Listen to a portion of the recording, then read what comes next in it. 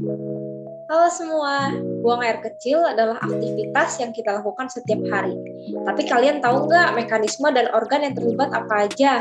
Kalau belum tahu, simak yuk videonya. Berikut merupakan fungsi-fungsi dari sistem urinarius. Yang pertama, mengatur dan mempertahankan keseimbangan asam basa. Yang kedua, mempertahankan keseimbangan H2O volume plasma dan osmolaritas cairan tubuh. Yang ketiga, ekskresi sisa zat metabolisme dan zat asing. Yang keempat, sekresi hormon eritropoietin. Dan yang terakhir adalah mengubah vitamin D menjadi aktif. Kemudian, dapat dilihat di sini ada anatomi ginjal, di mana kita tahu bahwa ginjal manusia terdapat 2 dan berada di sebelah kanan dan kiri. Ginjal di sebelah kanan berada lebih rendah posisinya dibanding ginjal yang berada di sebelah kiri. Serta terdapat 2 ureter, 1 kandung kemih, dan 1 uretra, di mana dapat diketahui bahwa uretra pria lebih panjang daripada uretra yang dimiliki oleh wanita.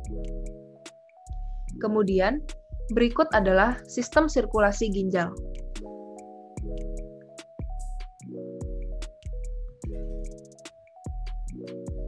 Lalu adalah nefron. Nefron merupakan satuan unit fungsional terkecil ginjal. Nefron dibagi menjadi 2 macam berdasarkan lokasinya, dan dibagi menjadi 3 macam berdasarkan fungsinya. Lalu, dapat kita lihat di sini ada alur perjalanan dari cairan dalam sistem urinarius.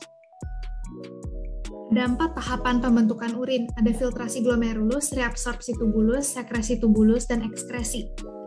Sekarang akan dibahas beberapa hal yang berkaitan dengan masing-masing proses. Pertama akan dibahas mengenai tahap filtrasi. Cairan yang difiltrasi harus melewati membran glomerulus yang terdiri atas 3 bagian ini. Cairan yang difiltrasi melalui glomerulus dan masuk ke dalam kapsul Bowman disebut filtrat glomerulus.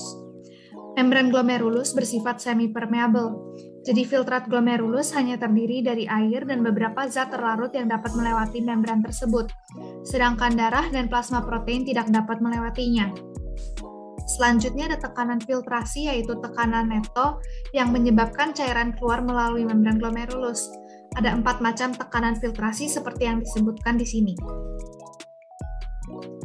Selanjutnya ada glomerular filtration rate. Ini dapat dihitung dengan rumus koefisien filtrasi dikali net filtration pressure. Tubuh manusia yang bersifat dinamis memaksa organ untuk terus beradaptasi, sehingga terdapat GFR autoregulasi pada ginjal. GFR autoregulasi dibagi menjadi miogenik dan umpan balik tubuloglomerular. Miogenik merupakan mekanisme perbaikan setempat. Contohnya sebagai berikut. Apabila nilai GFR terlalu tinggi, vasokonstriksi akan terjadi untuk menekan aliran darah yang masuk ke glomerulus. Sebaliknya, ketika nilai GFR rendah, vasodilatasi akan terjadi agar aliran darah dapat meningkat. Namun, mekanisme miogenik tidak bisa terus digunakan untuk masalah berkepanjangan, sehingga terdapat mekanisme umpan balik tubuloglomerular, yang merupakan perbaikan jangka panjang menggunakan aparatus juxtaglomerular. Pada kasus tekanan darah naik, nilai GFR akan naik, sehingga makula dense cells bisa terstimulasi. Kemudian, chemical agent akan terstimulasi untuk menginduksi vasokonstriksi yang menghasilkan tekanan darah menurun. Pada kasus tekanan darah menurun, terdapat short-term adjustment yang terjadi di kisaran pembuluh darah dan jantung. Respons simpatis yang terjadi akan meningkatkan cardiac output dan total peripheral resistance. Kemudian, dalam long-term adjustment, penurunan tekanan dalam ginjal menyebabkan penurunan volume untuk terjadi. Kemudian, ginjal akan melakukan konservasi cairan untuk meningkatkan tekanan darah.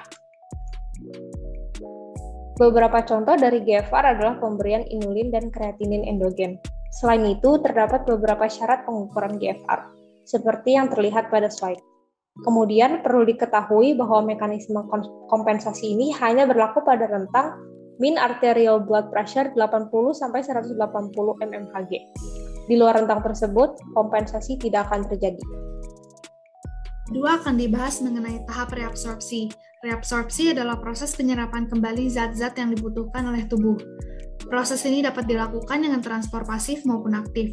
Masing-masing transport tersebut dapat dibagi lagi menjadi beberapa jenis seperti yang disebutkan di sini. Mekanisme transport di tubulus proksimal dapat dibagi menjadi 3 macam. Pertama, ada sistem transport membran basolateral yang meliputi transport aktif primer yaitu reabsorpsi sodium dan difusi terfasilitasi. Kedua, ada sistem transport membran apikal yang meliputi mekanisme difusi dan transport aktif sekunder. Ketiga, ada transport transepitelial, jadi langsung melewati selnya seperti ini. Berikut adalah diagram reabsorpsi sodium. Jadi ion Na dan K akan tukeran, Na keluar dan K akan masuk. Na akan direabsorpsi kembali ke pembuluh darah, dan perpindahan ini memerlukan ATP. Dalam proses reabsorpsi, dikenal yang namanya transport maksimum tubuler atau TM. TM adalah suatu nilai maksimum dari suatu zat, baik yang difiltrasi maupun direabsorpsi secara aktif. Jika melewati atau melebihi dari nilai maksimum tersebut, maka zat yang berlebih itu tidak akan direabsorpsi lagi, melainkan akan diekskresikan di dalam urin. Selanjutnya, reabsorpsi glukosa. Tempat glukosa direabsorpsi adalah di tubulus proksimal. Pada umumnya, ambang glukosa atau kadar glukosa dalam darah adalah 180-200 mg per desiliter. Dalam kondisi normal, seluruh glukosa akan direabsorpsi semua dan tidak akan ada yang diekskresikan dalam urin. Namun, jika lebih dari ambang tersebut, maka glukosa akan diekskresikan dan substansi tersebut mulai terlihat di dalam urin. Selanjutnya air. Sebanyak 65% air terdapat di proximal tubules, 15% di loops of Henle, dan 20% di distal dan collecting tubules. Air akan beregulasi sesuai dengan kebutuhan. Selanjutnya reabsorpsi air. Sama seperti glukosa, air juga direabsorpsi di tubulus proksimal. Air akan masuk ke dalam tubulus proksimal, lalu keluar menuju ke pembuluh darah. Proses ini tidak melibatkan energi. Selanjutnya urea. Urea adalah produk limbah hasil dari pemecahan protein. Jumlahnya dalam tubuh tidak boleh terlalu banyak karena bersifat sebagai racun. Jika terdapat kegagalan fungsi dari ginjal, maka kadar urea dalam tubuh akan meningkat atau yang disebut juga sebagai uremia. Penderita uremia harus melakukan hemodialisis atau yang dalam bahasa sehari-hari dikenal sebagai cuci darah.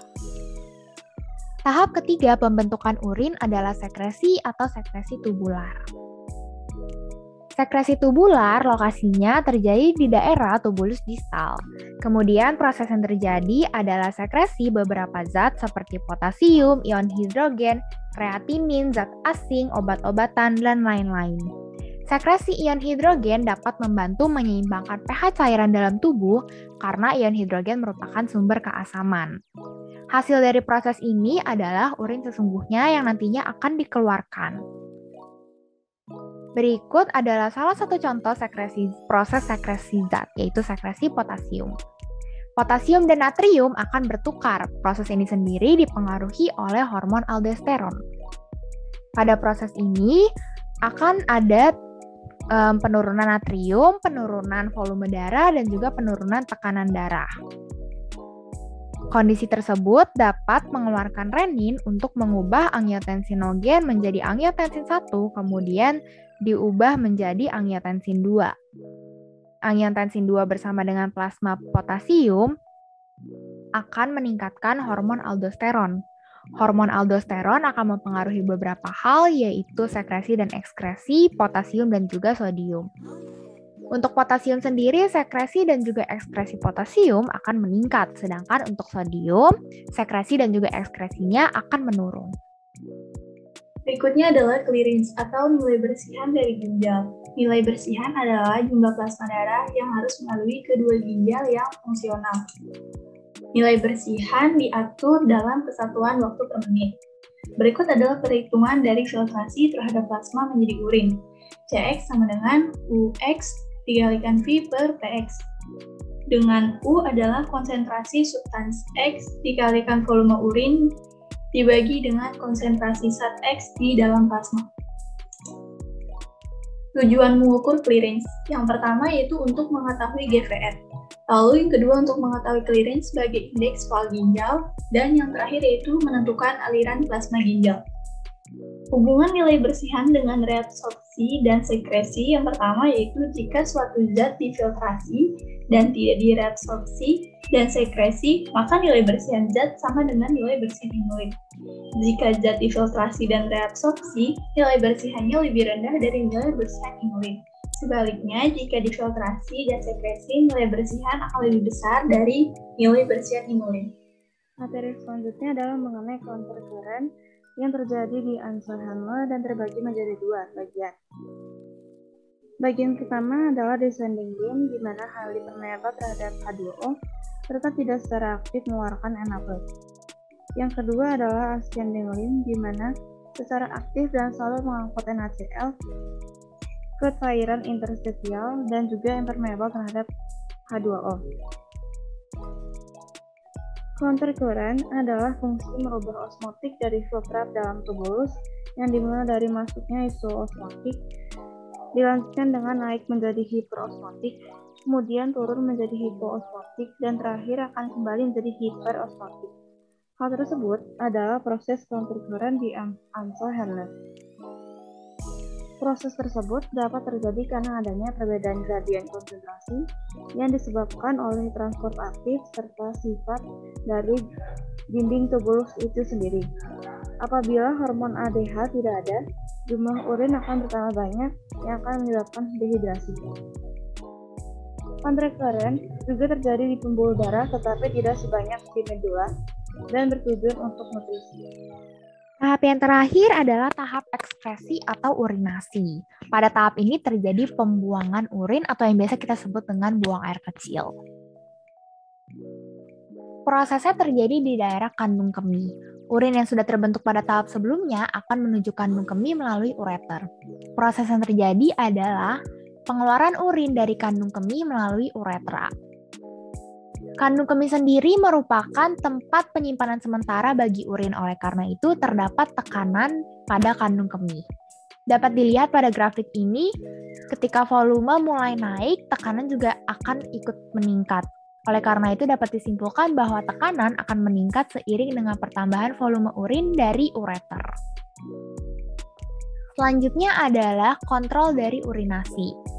Terdapat dua jenis kontrol ketika berkemih, yaitu sfinkter internal dan juga sfinkter eksternal. Sfinkter internal memiliki jenis kontrol spinal reflex, sedangkan eksternal memiliki jenis voluntary control.